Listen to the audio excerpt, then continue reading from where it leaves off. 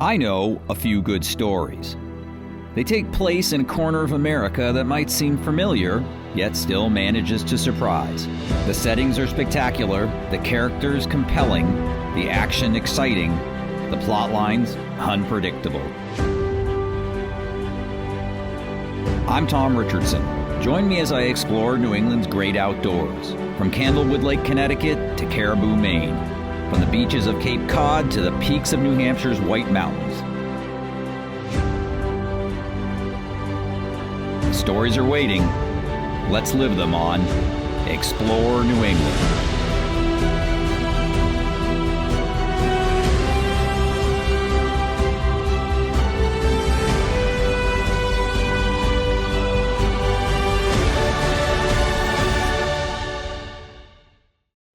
Additional funding and support for this episode was provided by the Martha's Vineyard Chamber of Commerce and the Massachusetts Office of Travel and Tourism.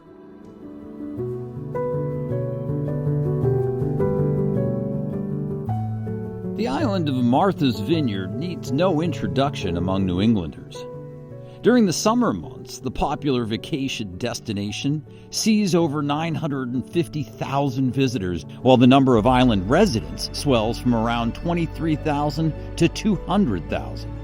Yes, summer's a busy time on the vineyard, but things start to slow down in the fall, which means a little more breathing room for residents and visitors alike, and especially for those who enjoy the outdoors.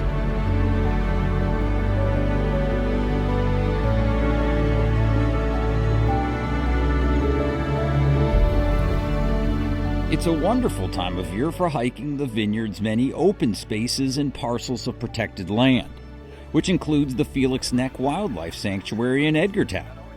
That's where I met up with Mass Audubon's Susan Bellincampi for a stroll through the property on a beautiful mid-September day. Felix Neck features a variety of habitat, from mixed scrub oak and pitch pine forest to salt marsh meadows teeming with wading birds.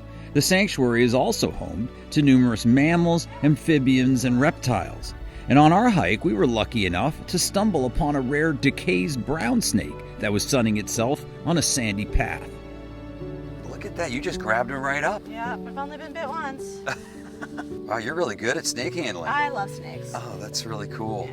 Other local snake species include garters and black racers, as well as milk snakes, one of which was hanging out beneath a plywood panel that Susan had placed near the edge of a meadow to serve as a snake shelter. So the snake boards, basically they're just warming areas, and this is a really beautiful specimen. This is a milk snake. Try to sniff me out. You can see it's using its tongue. It uses its tongue to smell. One of our native species, we've seen a few today, and the milk snake is really enjoying me right now because I'm very warm. And so it's really their constrictor, real cozy space that they're protected, they can rest. There's also a lot of crickets and things that kind of get caught under there, so they have a food supply. So Felix Neck is a peninsula that juts out onto Sengekontacket Pond. And so we have fields, we have forest, woodlands, salt marshes, ponds, freshwater, brackish water, saltwater ponds, and shoreline.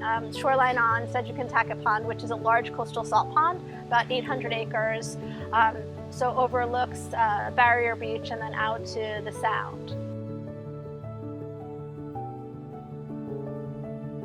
We have about 4 miles of trails with nests for osprey and birds, and it's really just a special place where you can come, be outside, enjoy nature, and we want it to be accessible for all, so we have different kind of programs to support people of all abilities. In terms of shorebirds, you can see American oyster catchers, great blue herons, kingfishers, cedar waxwings.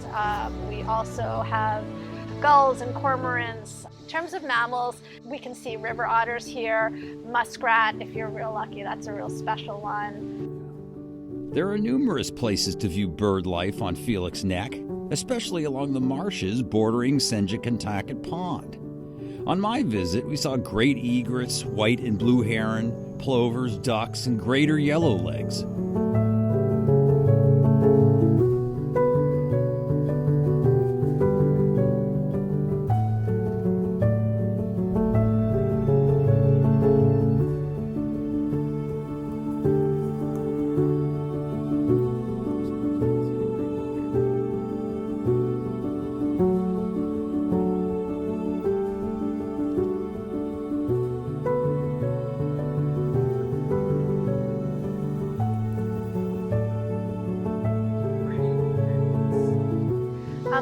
say love of nature is fostered by two things, people and place.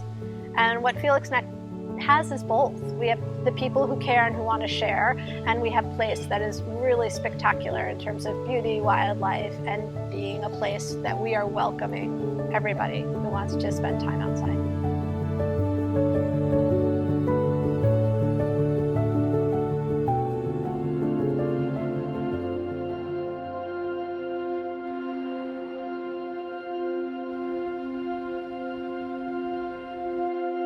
While mountain biking isn't allowed at Felix Neck, there are numerous places around Martha's Vineyard where you can ride through the woods, and even along the beach. To learn more about the island's off-road biking scene, I dropped by Edgartown Bicycle, which offers bike rentals and repairs, as well as lots of free advice to visiting cyclists. At Edgartown Bicycles, we do have sales, repairs, and rentals. We just started up guided tours as well for this fall. Bikes, we carry pretty much everything that's going to be used on the island. So everything from people that want that swept back beach cruiser bike and they're going to the beach to have a good time, to people that are more performance oriented. After getting kitted out at the shop, John and I headed to the nearby Caroline Tuthill Wildlife Preserve off Beach Road. Managed by the Sheriff's Meadow Foundation, this 150-acre property features several miles of sandy trails to explore and borders the southeast shore of Sengekontacket Pond.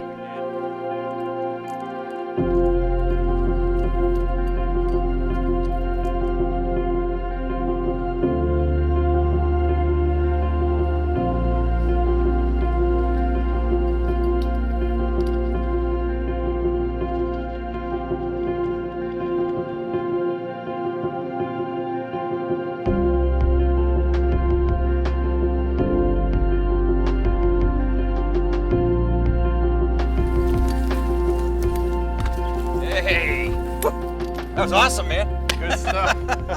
What I love about mountain biking, it goes back to just being a kid, that sense of freedom you have being on a bike. It's a vehicle and it's fast if you want it to be fast. When I first got to Martha's Vineyard, I came by bike. I actually was going to make it into adventure. The pandemic had hit and I was like, I heed my own advice, get out of my comfort zone, do something different. So I biked from Boston with a backpack to Woods Hole. And before I got here, I tried to find as much trail as I could to go from Vineyard Haven to Edgartown, where the bike shop was located.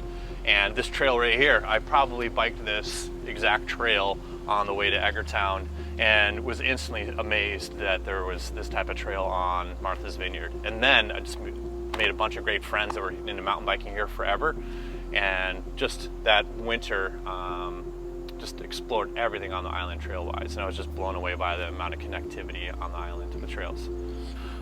Today we are biking through Caroline Tuthill, and there's a series of trails through this particular area, and you can connect it over to another area called Dark Woods, and if you do it the right way, you can get a good 5 to 6 mile loop happening through both these pieces of property, which are run by the Sheriff's Meadow organization. It's just a very, very beginner and intermediate friendly area to come and bike on the island. So one of the trails that we will definitely be biking on today is the Purple Trail and the Yellow Trail, and part of the Yellow Trail will take us by the Senge, so you can kind of get out to a little point there at the base of that pond and see northward up towards Felix Neck and Jaws Bridge and all those wonderful little things out there around the Senge.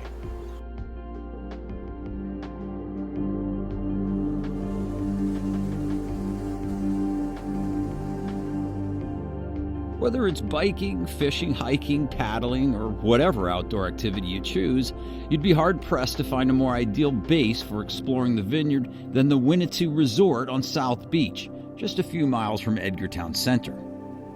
Accommodations range from fully furnished, family-size housekeeping cottages to spacious suites and single rooms. Winnetu also features a restaurant and bar, 2 pools, a game room, a spa, and much more.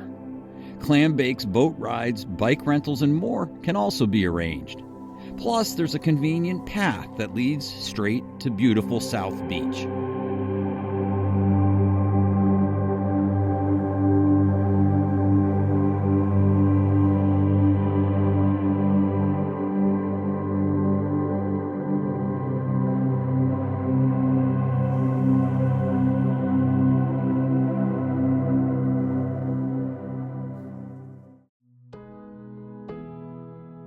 Because Martha's Vineyard is surrounded by open water and washed by strong currents, many visitors are intimidated by the thought of kayaking there. However, the vineyard is also peppered with shallow salt ponds that offer safe, well-protected venues for even novice paddlers. Helping people of all ages explore the vineyard by kayak and paddleboard is one of Elise Geither's passions.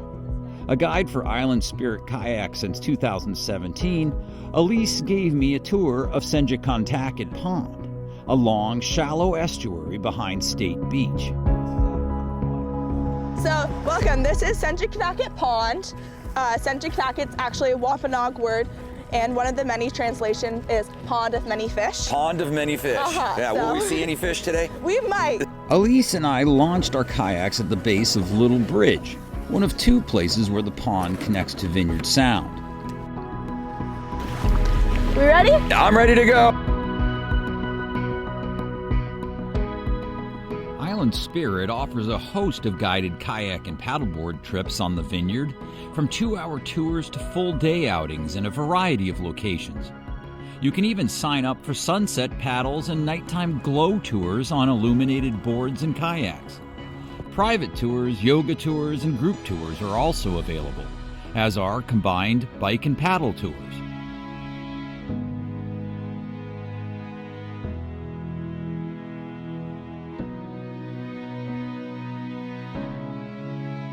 We really do have something for everyone. You can be inexperienced, it could be your first time going out, or you could have been kayaking for the past 30 years and be a pro, but it's a lot of fun.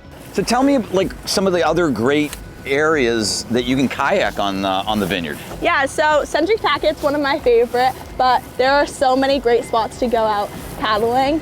Winnetu Pond is really amazing. Tashmoo Lake is one of my personal favorite spots. We used to do a lot of our night tours out of there just because it's such a beautiful paddle up to the little beach. There's a lot of inlets and cool spots to check out.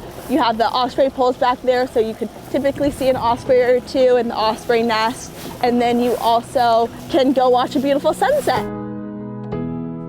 From the Little Bridge launch area, Elise and I paddled south, skirting the shore until we arrived at Big Bridge, also known as Jaws Bridge, after serving as one of the more famous locations in the 1975 thriller.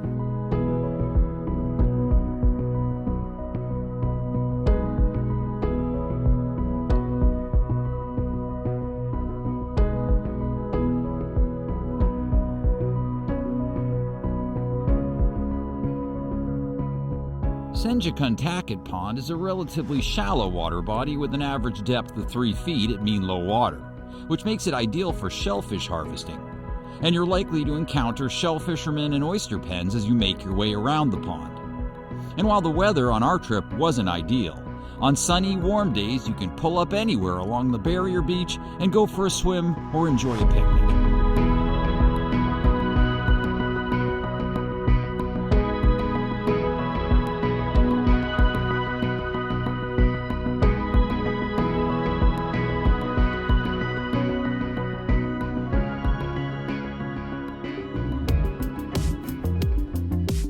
Restaurants abound on Martha's Vineyard, but ones that brew their own ale are another matter.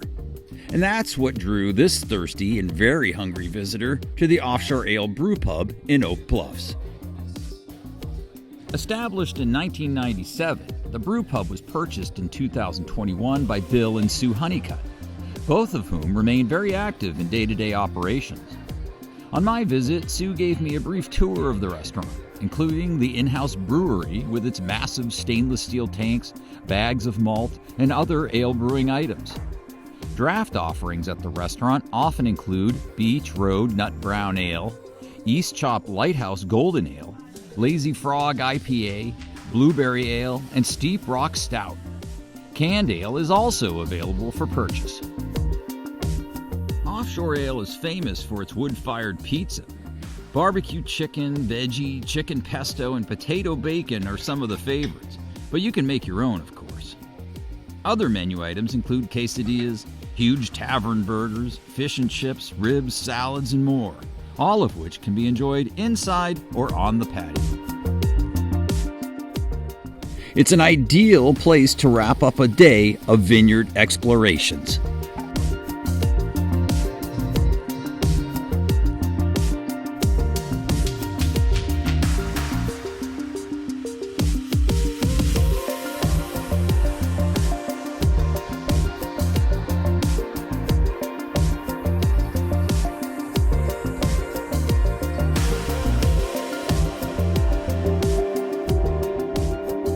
Fishing is ingrained in the culture of Martha's Vineyard. From tuna to flounder, myriad species of food and game fish can be found in the waters surrounding this angling mecca. During the fall run, it seems as if everyone on the island carries at least one fishing rod in their vehicle. Striped bass are by far the most sought-after sport fish on the vineyard. The migratory species typically arrives in local waters by early May, hot on the heels of squid and herring, and departs for southern areas in late fall. However, it appears that at least some of these bass are prolonging their island vacation. A new study initiated by the Wampanoag tribe of Gay Head-Aquinnah is trying to learn if adult striped bass are spending their winters in Menempsha and Sengekontacket ponds, where they lay in wait for returning river herring seeking to spawn in the early spring. Normally, the stripers would arrive after the herring have had a chance to spawn, but it may be that these so-called winter-over bass are devouring the herring before they can procreate, endangering the population of these environmentally and culturally important fish.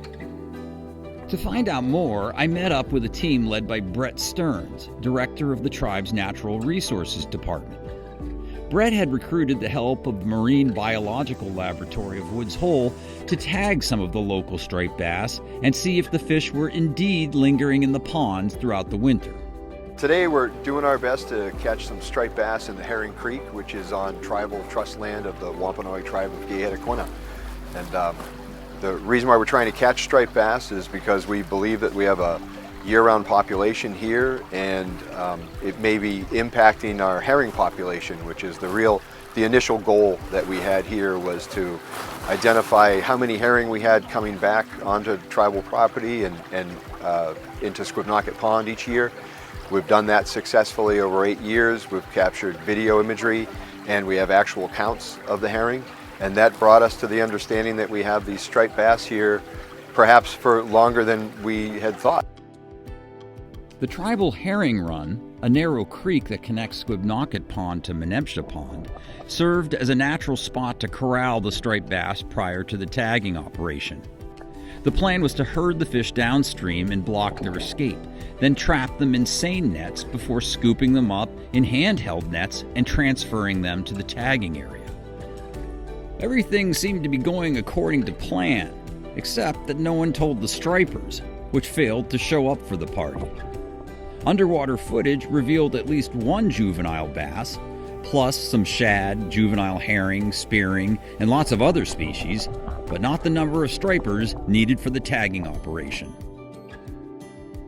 Brett and his team were obviously disappointed, but they returned a few weeks later and met with much better results. This time they were able to capture and implant 20 fish with acoustic tags that will allow them to monitor the fish's movements in the pond.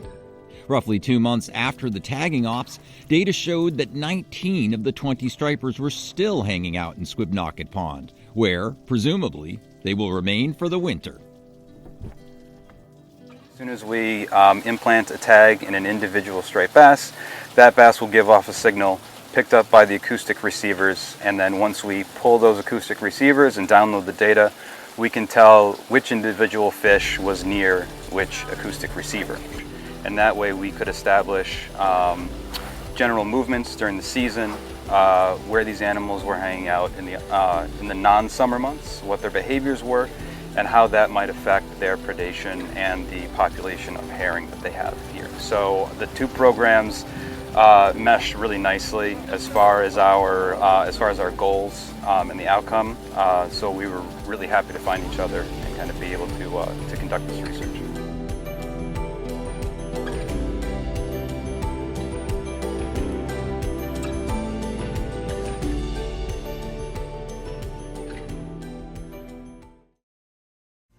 Stripers aren't the only fish being tagged on the Vineyard. Over the last 2 years, members of the American Saltwater Guides Association have been tagging false albacore, also known as albies, in island waters to learn more about this recreationally important species. Captain Jamie Boyle has been fishing the Vineyard for over 30 years and has seen several fish stocks rise and fall within that time. He knows how important albies are to recreational fishermen, yet not much is known about the migratory patterns of these fast, powerful members of the tuna family. So I've been guiding on the Vineyard now since '94, so over 30 years. Used to do some shore, like I said, shore fishing for 3 or 4 years, that before I got my license. And still love it. I mean, it's definitely a grind at times, but it's amazing to see how this fishery has changed from when I first started in '94 to now. If anyone can find fish, it's Jamie, and find them he did in short order on a late October outing. These late season albies were finicky, but repeated casts with a hoagie epoxy jig eventually paid off. There you go. Albies too, man.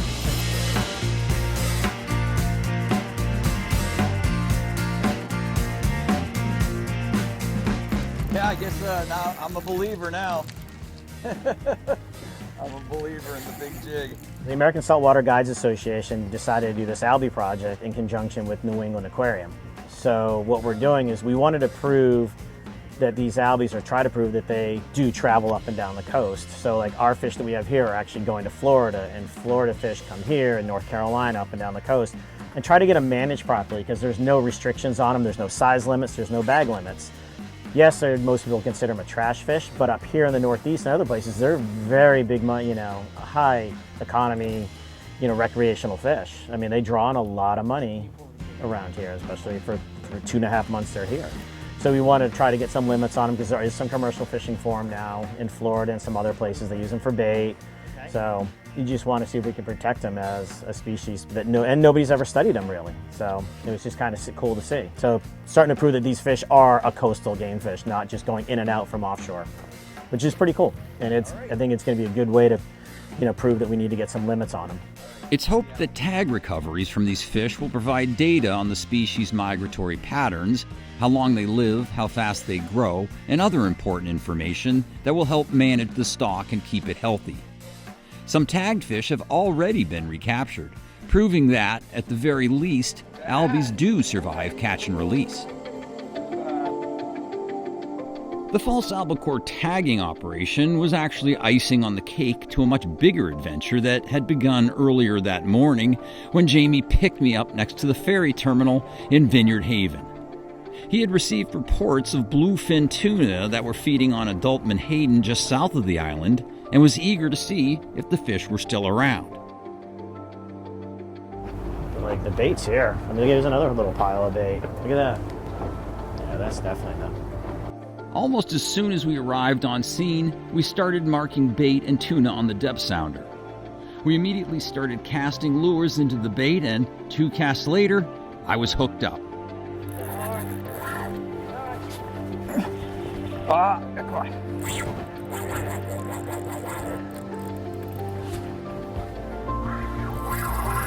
Woo! Yeah!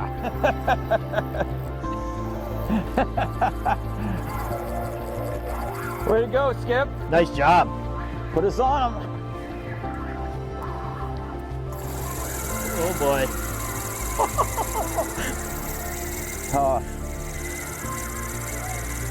That's cool. What is he doing? Seriously. I've never seen a tuna do that before. Coming at me. Look at this fish, man. Yeah, he was tight. As soon as I started reeling, he must have hit it on the drop. Yeah, because as soon as I started reeling, he was there. This guy's just staying right near the surface. Right up on top. I know, the whole time. The whole time. I wonder if he's hooked a little funny or something. The runs are definitely getting slower for you. Yeah, that's for sure. You definitely been able to pull them. Come on.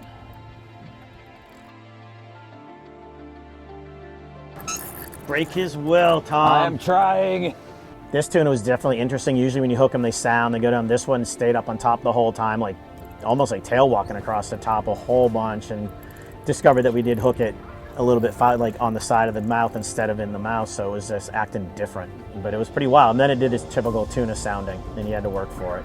But yeah, hot fish came at us, ran away, come at us, go away. Yeah, pretty wild. You must submit. You want to go fishing with me, this is what happens. I know, right? Huh? Nose leader. Oh, this fish is toast. After fighting the fish for over an hour, I finally had it alongside the boat, where Jamie gaffed it and we wrestled it aboard. Buck 20, buck yeah, 40, yeah. easy. Wow. It's fat. Oh, Good. Got it. all right, bro. All right, Jamie. I guess we can breathe a sigh of relief. I'm impressed, pal. I beat.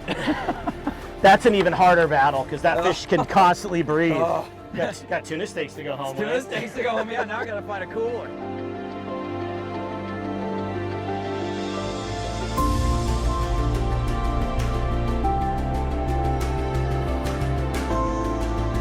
So, Jamie, how big a fish is this? We taped it out at 58, 59 inches. So, what does that equate to? like 120, 130, but I'm depends gonna on the go girth. with 130. Yeah, you can. Wow, man. All right. Bluefin tuna. Gorgeous.